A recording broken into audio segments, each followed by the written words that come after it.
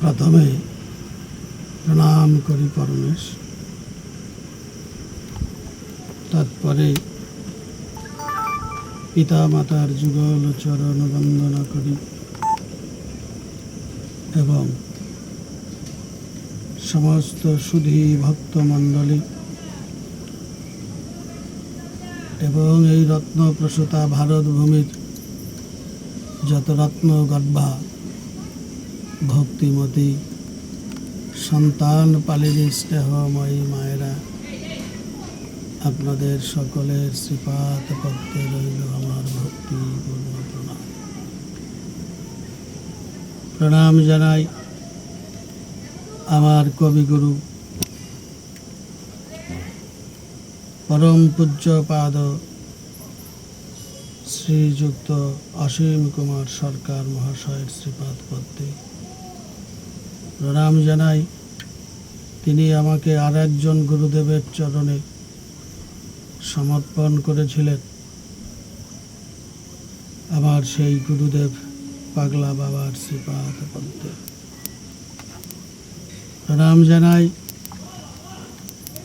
যারা এই নেটের জগতে আমার সিনিয়র, তাদের সকলের শ্রীপাদ পদ্মে প্রণাম জানাই। বিশ্বের যত জ্ঞানবৃদ্ধ এবং বয়োবৃদ্ধ সকলের শ্রীপাদ পদ্মে, যারা আমার কনিষ্ঠ, তাদের জন্য ঈশ্বরের কাছে কামনা করি সর্বাঙ্গীন মঙ্গল এবং আমার তরফ থেকে তাদের প্রতি রইল প্রাণ ভরা ভালোবাসা। সকলের যেন ঈশ্বর মঙ্গল করেন সেই প্রার্থনা করি। আজ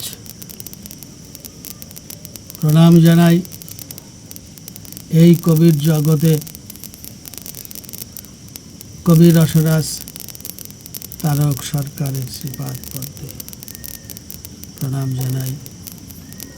মনোহর সরকার, তাহার শ্রীপাদ পদ্মে প্রণাম জানাই। রাজেন্দ্র সরকারের শ্রীপাদ পদ্মে প্রণাম জানাই।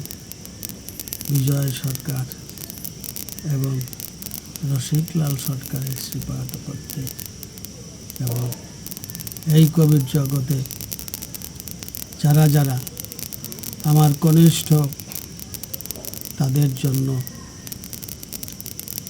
মঙ্গল কামনা করি পরমেশ্বরের নিকটে। সকলের যেন তিনি মনস্কামনা পূর্ণ করেন। আমি নেটের জগতে সর্বকনিষ্ঠ, বলতে গেলে আজই আমার অভিষেক। তাই আমার কোনো বক্তব্যে, কোনো আলোচনায় যদি কোনো রকম ভুল ভ্রান্তি হয়, আমাকে সন্তান স্নেহে ক্ষমা করবেন, এই আমার প্রাথমিক আত্মনিবেদন। আজ এই প্রথম পর্বে আমি আলোচনা করব গীতা সম্পর্কে অল্প দুই একটি আর কথা। গীতার অনন্ত মহিমা, অনন্ত গুণ,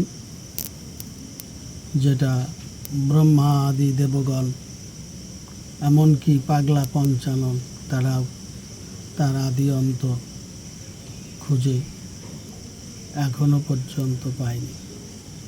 তাই আমার এই ক্ষুদ্র জ্ঞান থেকে দু চারটি কথা বলবো। প্রণাম জানাই যিনি এই গীতা প্রণেতা কৃষ্ণদ্বৈপায়ন বেদব্যাসের শ্রীপাদ পদ্মে তিনি ভগবানের মুখনিসৃত বাণী গ্রন্থাকারে গ্রথিত করেছেন। প্রণাম জানাই এই জগতের যত সাধু গুরু বৈষ্ণব ভক্তগণ, তাদের শ্রীপাদ পদ্মে। বিশেষ কথা, গীতার মধ্যে যে 18টি অধ্যায় আমরা পেয়েছি, এই 18টি অধ্যায় হচ্ছে দশভুজা দুর্গা তথা মহামায়ার 18টি অঙ্গের কথা বলেছেন। যে জ্ঞানকে লাভ করলে মানুষ এই সংসার সংগ্রামে উত্তীর্ণ হতে পারে, যে মানুষ অমৃতের জগতে সবাই একদিন ছিল, এই গীতাকে যদি কেউ আস্বাদন করতে পারেন যথাযথভাবে, তাহলে তিনি এই জগতে থেকেই সেই অমৃত জগতের আনন্দ এবং এই লীলার জগতের আনন্দ উভয়ই উপভোগ করতে পারে। তো বিশেষ করে আমরা যারা সংসারে আসি, এই জগৎটাকে মায়া দিয়ে ভগবান ঢেকে রেখেছেন। কেন?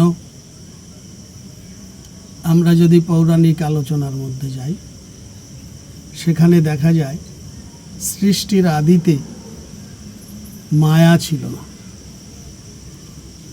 তাই যারা সৃষ্টি হয়েছিলেন, পুরুষ এবং প্রকৃতি, তাদের কারোর মধ্যেই কারো প্রতি কোনো মায়া ছিল না। এমনকি একজন মা, তিনি সন্তান গর্ভে ধারণ করতেন, কিন্তু সেই সন্তানকে প্রসব করার পরে যত্ন সহকারে আর স্নেহ ভরে লালন পালন করতেন না বক্ষে রেখে। তাই যেখানেই সন্তান ভূমিষ্ঠ হতো, সেখানেই এইভাবে সন্তানগণকে প্রত্যাখ্যান করা হতো। ভগবান তখন চিন্তিত হলেন, কারণ ভগবান এই জগৎটা সৃষ্টি করেছিলেন আনন্দের জন্য। কিন্তু ভগবান দেখলেন সৃষ্টির ধারাটা যদি এমন হয়, মা যদি সন্তানকে বুকে রেখে স্নেহ ভরে লালন পালন না করে, বাবা যদি সন্তানকে মানুষ করার বা বড় করার দায়িত্ব গ্রহণ না করেন, তাহলে এই সৃষ্টি সুন্দর হতে পারে না। তাহলে সৃষ্টিকে সুন্দর করবার জন্য ভগবান তখন আবারও চিন্তামগ্ন হলেন। এত চিন্তা করতে করতে ভগবান ঘেমে গেলেন। শাস্ত্রে কথিত আছে, ভাবিতে ভাবিতে স্বয়ং হরির অঙ্গ হতে ঝরে পড়ল এক বিন্দু ঘাম, তাহা হতেই জন্ম নিল আদ্যাশক্তি পরমা প্রকৃতি নাম। এই আদ্যাশক্তি পরমা প্রকৃতি, তাহারই 3টি বিভূতি। তার প্রথমটার নাম হচ্ছে মহামায়া, যে মহামায়ার দ্বারায় ভগবান এই সংসারের স্থিতিস্থাপকতা রক্ষা করেন। আমরা দেখেছি, যখনই দেবাসুরের মধ্যে যুদ্ধ সংগঠিত হয়েছে, অসুরদের অত্যাচারে দেবতারা রাজ্যহারা হয়ে পড়েছে, সেই দেবতাগণ ঈশ্বরের প্রিয় সৃষ্টি বলে সেই দেবতাগণকে হারা রাজ্য উদ্ধার করবার জন্য সহযোগিতা করেছেন, তিনি হলেন মহামায়া।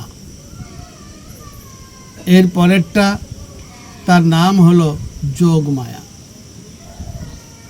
যোগমায়া শব্দের তাৎপর্য হচ্ছে যিনি ঈশ্বরের সঙ্গে জীবের যোগাযোগ ঘটান, এবং এই যোগমায়াকে আশ্রয় করতে না পারলে ভগবানও সুন্দর লীলা করতে পারেন না। ভগবান, আমরা শাস্ত্রে দেখেছি, যখন স্বয়ং ভগবান কৃষ্ণ কংসের কারাগারে উনি আবির্ভূত হলেন, প্রকাশিত হলেন, তখন যোগমায়া তাকে পূর্ণভাবে সহযোগিতা করেছিলেন। সমস্ত দ্বারপালগণ ঘুমন্ত অবস্থায় যোগমায়ার কারণে, এমনকি এই যোগমায়া আবিষ্ট করে স্বয়ং দেবরাজ ইন্দ্র তাকে স্মরণ করে প্রচণ্ড ঝড় বৃষ্টি এবং বজ্রপাত শুরু হলো। তার মধ্যে দিয়ে ভগবানকে বসুদেব নন্দালয়ে রাখবার জন্য যাত্রা করলেন। মস্তকে ঝুরি, ছোট্ট কৃষ্ণ তার মাথায় ঝুড়ির মধ্যে। কিন্তু উনি চলতে চলতে দেখলেন ভীষণ তরঙ্গিনী যমুনা নদী। তরঙ্গ দেখে ভীত হলেন, থমকে পড়লেন, কিভাবে এই যমুনা পার হবেন। ঠিক এই মতো অবস্থায় আবার যোগমায়া তাকে সহযোগিতা করবার জন্য সেখানে প্রকাশিত হলেন। একটা শৃগালিনী রূপ ধারণ করে ওই তরঙ্গিনী নদীর মধ্যে তরতর করে চলতে লাগলেন। তখন বসুদেব মনে মনে সাহস পেলেন যে একটা শৃগালিনী যদি পার হতে পারে তাহলে আমি কেন পার হতে পারবো না। তাই ভগবান এই যোগমায়াকে আশ্রয় করে যোগমায়ার সহযোগিতায় লীলা বিলাস করে। তৃতীয়টির নাম হচ্ছে মায়া। মায়া কি? মায়া হচ্ছে এমনই একটা বস্তু যাহা মূলত আমার নয়, তাহাকেই আমার বিবেচনা করায়। আগে মায়া ছিল না বলে মায়েরা সন্তান প্রসব করলে যত্ন করত না, প্রত্যাখ্যান করত। এখন মায়েরা যখন এই সন্তান গর্ভে ধারণ করেন এবং সেই সন্তানকে প্রসব করার সঙ্গে সঙ্গে প্রতিটি মাতা পিতা তারা ভাবেন যেন তারা স্বয়ং ভগবান পেয়েছেন, কেউ ভাবেন আমি আকাশের চাঁদ পেয়েছি, কারো কাছে সেটা 7 রাজার ধন 1 মাণিক্য। এই মায়েদের কাছে সদ্যজাত শিশু এক পাশে রেখে আরেক পাশে ভগবানকে দাঁড় করিয়ে যদি কেউ কখনো জিজ্ঞাসা করেন, মাগো ইনিই হচ্ছে স্বয়ং ভগবান আর এই পাশে শুয়ে আছে তোমারই সন্তান, বলো তুমি কাকে চাও? দেখা যাবে কোনো মা মুখে কথা বলবে না, তড়িঘড়ি বাহু প্রসারিত করে তার নিজের সন্তানকে বুকে আঁকড়ে ধরবে, বড়জোর সজল চোখে ভগবানের দিকে তাকিয়ে ভগবানের কাছে প্রার্থনা করবে, হে ভগবান, আমি আমার জন্য তোমার কাছে জীবনে কোনোদিন কিছু চাইনি, আজও চাইব না, তবে তুমি দয়া বসে যদি দর্শন দিলে আমার সকাশে কথা নিও, তুমি যদি বিশ্বের পরাণ প্রিয়, আমার সন্তানের যাতে চিরমঙ্গল হয়, সে যেন দীর্ঘ জীবন লাভ করে, তুমি সেই করুণা করিও। তাহলে মায়ার কাজ এই আমিত্ববোধ জাগানো। তাই এই মায়ার দ্বারায় এখন মানুষ কি করে না, সন্তানকে 7 রাজার ধন 1 মাণিক্য মনে করে, কেউ আকাশের চাঁদ মনে করেন, তাদেরকে যত্ন করেন, লালন পালন করেন। একটা সন্তান হওয়ার পরে নিজের উজ্জ্বল ভবিষ্যতের কথা আর চিন্তা করে না। মানুষ ভাবে আমি আর কয়দিন বাঁচব, আমি তো চলেই যাব, আমার সন্তানের যাতে দীর্ঘ জীবন বসবাস করতে গেলে কোনো কষ্ট না হয়, তাহলে আমি সেই সন্তানের মঙ্গলের জন্য যা কিছু করছি তাই করব। এই হচ্ছে সৃষ্টির একটা প্রথম রহস্য। কিন্তু এই যে মায়া একাধারে যেমন একদিক রক্ষা করলেন, সন্তান প্রতিপালন করবার জন্য মায়ের মধ্যে সেই মায়া মমতা স্নেহ জাগিয়ে তুললেন, কিন্তু আলো থাকলে তার পেছনে একটা অন্ধকারও থাকে। সমস্যা, মায়ার কারণে এখন মানুষ ভগবানকে তিল তিল করে ভুলে যেতে লাগলো। এই যে ভগবান থেকে তিল তিল করে দূরে সরে গিয়ে নিজেরা মূলত অন্ধকারের মধ্যে পতিত হচ্ছে, এখান থেকে উঠে আসবার জন্য সেই অন্ধকার জগতে আবার আলোকে যদি প্রকাশ করতে হয়, তাহলে এই গীতা জ্ঞান অবশ্যই মানুষের প্রয়োজন। এই জন্যই বলছে যে গীতা শাস্ত্র ব্রহ্ম অস্ত্র একমাত্র সংসার সংগ্রামে। যদি বলি এটা হেল্পলাইন নিয়েছি আমার প্রয়াত পরম শ্রদ্ধেয় ভাবুক কবি, প্রেমিক কবি বিজয় সরকারের গানেরই একটা কথা, সেই কথা যেটা সংসার সংগ্রামে গীতা শাস্ত্রটাই ব্রহ্ম অস্ত্র রূপে কাজ করে। তাহলে আমরা যদি চিন্তা করি সেই ব্রহ্ম অস্ত্রটা কিভাবে আমরা বুঝতে পারবো যে এইটা ব্রহ্ম অস্ত্র, তাই এই যে গীতার মধ্যে যে 18টি অধ্যায় ভগবান শ্রীকৃষ্ণ অর্জুনকে যখন মোহগ্রস্ত হয়েছিল সেই মোহ থেকে মুক্ত করবার জন্য পরপর বলেছেন, এটাই হচ্ছে মায়ের 18টি অঙ্গ।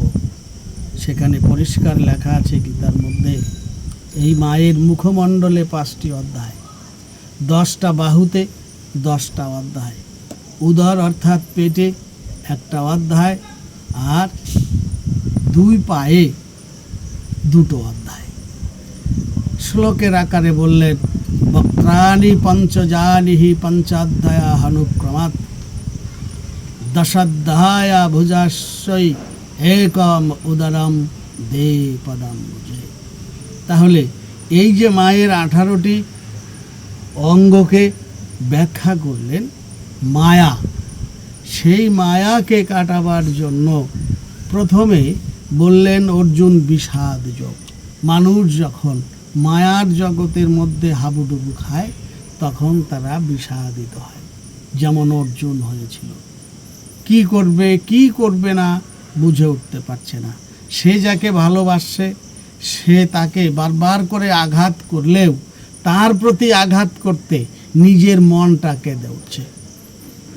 যেমন আমরা দেখি দুর্যোধন আদি শত ভাই পঞ্চপাণ্ডব, তাদের উপরে শত শত অত্যাচার অন্যায় অবিচার করেছে, তবুও যুদ্ধক্ষেত্রে অর্জুন সেই সমস্ত সৈন্যগণকে সম্মুখে দেখে তিনি ভাবছেন এরা আমার কেউ গুরুজন, কেউ আত্মীয় স্বজন, কেউ ভ্রাতা, কেউ আমার গুরুস্থানীয় পিতৃস্থানীয়, তাহলে আমি তাদেরকে নিধন করে এই সিংহাসন ভোগ করব না, তাতে আমার কোনো সুখ হবে না।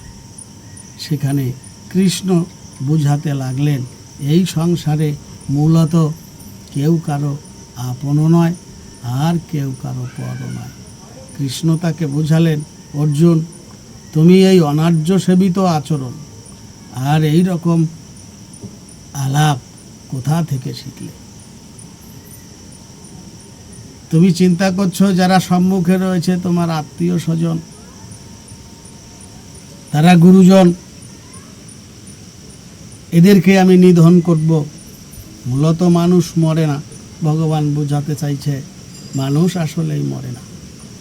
এরা যারা রয়েছে সামনে তারা যে এখনই মাত্র আছে এমন নয়, এর পরেও থাকবে না এমন নয়। এরা আগেও ছিল, এখনও আছে, আবার ভবিষ্যতেও থাকবে। ভগবান বোঝাতে চাইলেন অর্জুন তুমি আমি আর এরা সবাই আগেও আমরা ছিলাম, এখন যেমন রয়েছি ভবিষ্যতেও থাকব।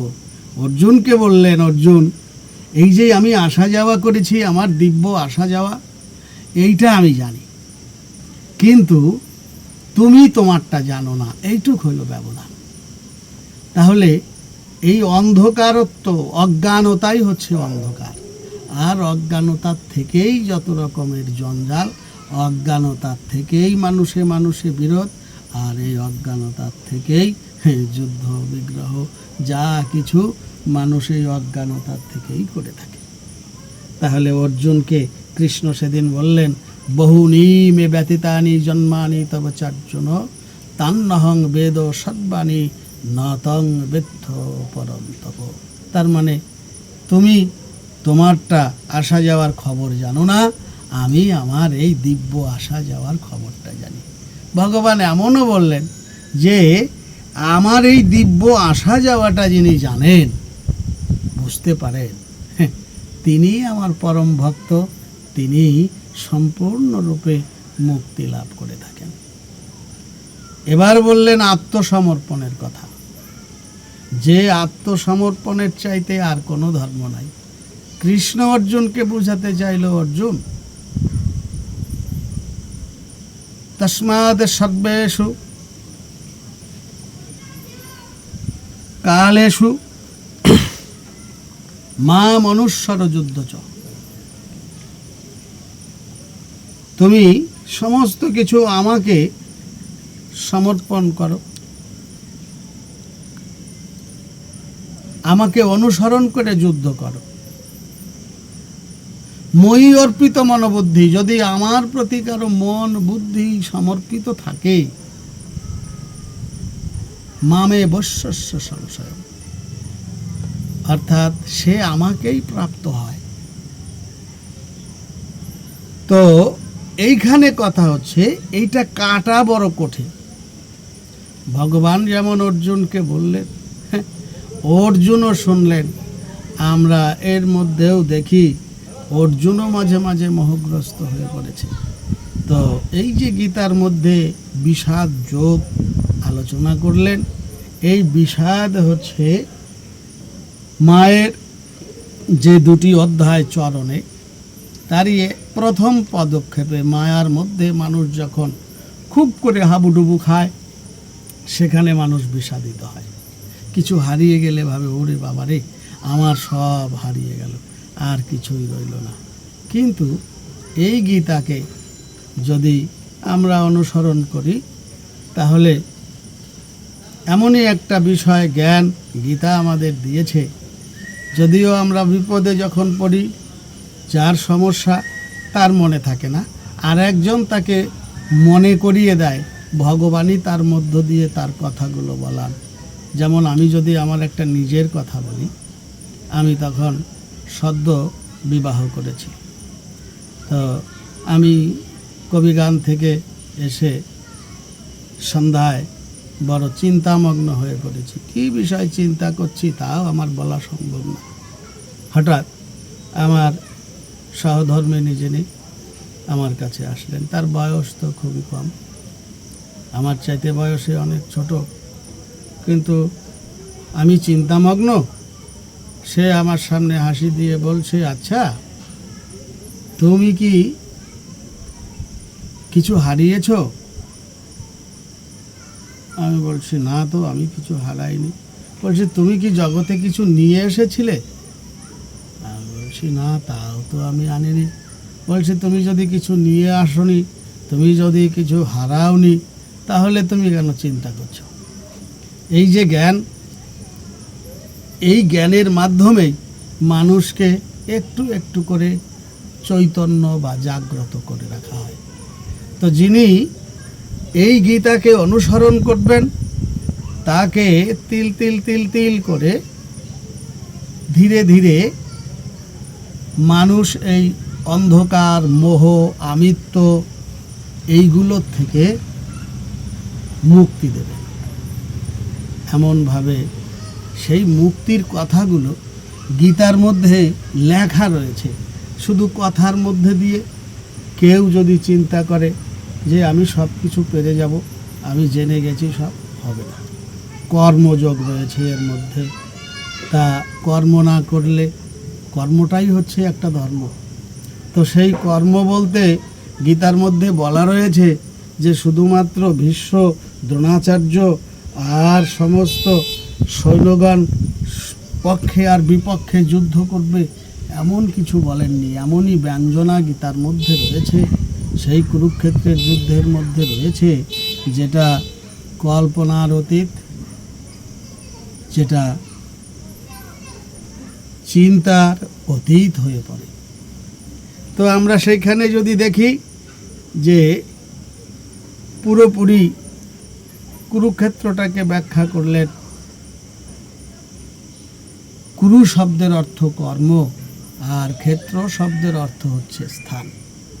তা আমরা যদি চিন্তা করে দেখতে যাই, তাহলে দেহটাকে বাদ দিলে আমাদের আর কর্ম করার কোনো জায়গা থাকে না। তাহলে প্রাথমিকভাবে যদি একটু গভীরে চিন্তা ভাবনা করা হয়, তাহলে আমার এই দেহটাই একটা কুরুক্ষেত্র। তা সেই দেহের মধ্যে কুরুক্ষেত্রে বলছে শুভ আর অশুভ শক্তির মধ্যে একটা লড়াই চলছে। তা ধর্ম এবং অধর্ম বলে বর্ণনা করা হয়েছে। পঞ্চপাণ্ডবকে বললেন ধর্ম, আর শতভাই কৌরবাদী যারা দুর্যোধনাদি ছিল তাদেরকে বললেন অধর্মপক্ষ। তা আমার এই দেহটাকে যদি আমরা অ্যানালাইসিস করি, যাহা আছে বিশ্ব ব্রহ্মাণ্ডে তাহা আছে দেহভাণ্ডে। আমার এই দেহের মধ্যে চৈতন্য সত্তায় ভগবান বিরাজ করছে। তার একজন মন্ত্রী আছে, তিনি হলেন মন, আর একজন মন্ত্রী আছে, তিনি হইলেন বুদ্ধি। আর এই দেহের মধ্যে রয়েছে কতগুলো রিপু বলে আমরা যাদেরকে বলি, প্রবল কাম, ক্রোধ, লোভ, মোহ, মদ, মাৎসর্য, এরাও এই দেহের মধ্যে আছে। এরা হচ্ছে শত্রুপক্ষ। এই শত্রুপক্ষদের কাজ শুধুমাত্র এই রাজার রাজত্বের ক্ষতি সাধন করা। দেহের মধ্যেই আছে, অথচ সেই দেহের মধ্যে যিনি রাজা রয়েছেন তার ক্ষতি করার জন্য এরা সব সময় ব্যস্ত হয়ে আছে। সুযোগ পেলেই অমনি রাজার একটা ক্ষতি সে করে দেবে। তাহলে সেই সুযোগ পেলে যে রাজার ক্ষতি করবে, সেখান থেকে বললেন ক্ষতি তার হবে না। কখন হবে না? যদি কেহ এই দেহের মধ্যে যে 9টা দ্বার রয়েছে, এই নবদ্বারকে রুদ্ধ করে যদি নিজের চিন্তাধারাটাকে মনের মধ্যে রেখে ভিতরেই একজন পরিচালক রয়েছেন, রাজা রয়েছেন, তার চিন্তায় নিমজ্জিত থাকেন, তাহলে এই শত্রুপক্ষ তখন আর প্রবল আকার ধারণ করতে পারবে না, আর তার কাছে কোনো রকম কোনো বিপদ আসবে না। কিন্তু যখনই আমরা দ্বার খুলব, নবদ্বারের মধ্যে মেন হচ্ছে দুটো নয়ন, যখনই আমরা চোখ খুলে তাকাচ্ছি তখনই এই নেত্রপথে শত্রুগণ যে যার সঙ্গে মিশেছিল, কারণ এদের তো দেহ নাই, দেহের মধ্যেই পঞ্চভূতকে আশ্রয় করে এরা বসবাস করছে, কিন্তু এরা ওই নেত্রপথে প্রবল আকার ধারণ করে এক একজন প্রকট হয়ে যায়। যেমন একজন যুবক ছেলে, সে যদি হঠাৎই একটা সুন্দরী যুবতী দর্শন করে, তখনই তার মনের গতি পরিবর্তন হয়ে যায়। আর মনের গতি পরিবর্তন হলে ওই দিকে তাকে ছুটাবার জন্য ভিতরে যে শত্রুগুলো আছে ওরা তখন প্রবল আকার ধারণ করে। একজন প্রবল আকার ধারণ করলে আর কয়েকজন এসে ওরা তখন তার সঙ্গে যোগদান করে। একা একা তো কার্যসিদ্ধি যখনই হয় না, তখনই মানুষ কী করে, নিজের পক্ষটাকে বলবৎ করবার জন্য আরেকজনকে আয়ত্ত করে। ওই শত্রুপক্ষ ঠিক তদ্রূপ অবস্থায় একজন প্রকট হয়ে পড়লে আরেকজনেরও তো চিন্তাধারায় একই, রাজার ক্ষতি করা, তাই একসঙ্গে জোট বেঁধে তখন রাজার যাতে ক্ষতি হয় সেইটা করার জন্য ব্যস্ত হয়ে পড়ে। সেখান থেকে যদি আমাদেরকে সুন্দরভাবে ধীরে ধীরে মুক্তি পেতে হয়, তাহলে অভ্যাস করতে হবে। গীতায় বললেন অভ্যাসেন তুকেন্ত বৈরাগেন সমুচ্যতে। তো যদি অল্প কথায় বলি, অভ্যাস করতে করতে বৈরাগ্যের উদয় হয়, এটা একদিনে সবার পক্ষে হয় না। তাই অভ্যাসটা কীরকম বলছে গীতায়, এক জায়গায় বললেন জ্ঞান শ্রেষ্ঠ, জ্ঞানের মতো পবিত্র আর কিছু নাই। নহি জ্ঞানেন সদৃশ পবিত্র মিহ বিদ্যতে, যেই জ্ঞানের সমতুল্য আর কিছু নাই। এরপরে একটা জায়গায় নিয়ে বললেন শ্রেয়হি জ্ঞানম অভ্যাস আছে। তাই জ্ঞানের অভ্যাসটা করাটাই আস্তে আস্তে এইটাই শ্রেষ্ঠ। আর জ্ঞানাধ্যানং বিশেষ্যতে, এরপরে বললেন জ্ঞান হইতে ধ্যান শ্রেষ্ঠ। এরপরে বললেন ধ্যানাৎ কর্ম ফল ত্যাগ ত্যাগা শান্তি অনন্তরম। এই ধ্যানের চাইতে কর্মফল ত্যাগ করা, এই অভ্যাসটা করা, এইটাই সবচাইতে উত্তম, কারণ এই ত্যাগের মধ্যে দিয়েই উত্তম বা পরম শান্তি লাভ হয়ে থাকে। তাহলে আমরা এই গীতাকে যদি আশ্রয় করে সেই সংসার সাগর জাল থেকে আস্তে আস্তে উত্তীর্ণ হতে চাই, গীতার মধ্যে লেখা আছে মানুষের মধ্যে 5টা প্রাণবায়ু রয়েছে। প্রাণ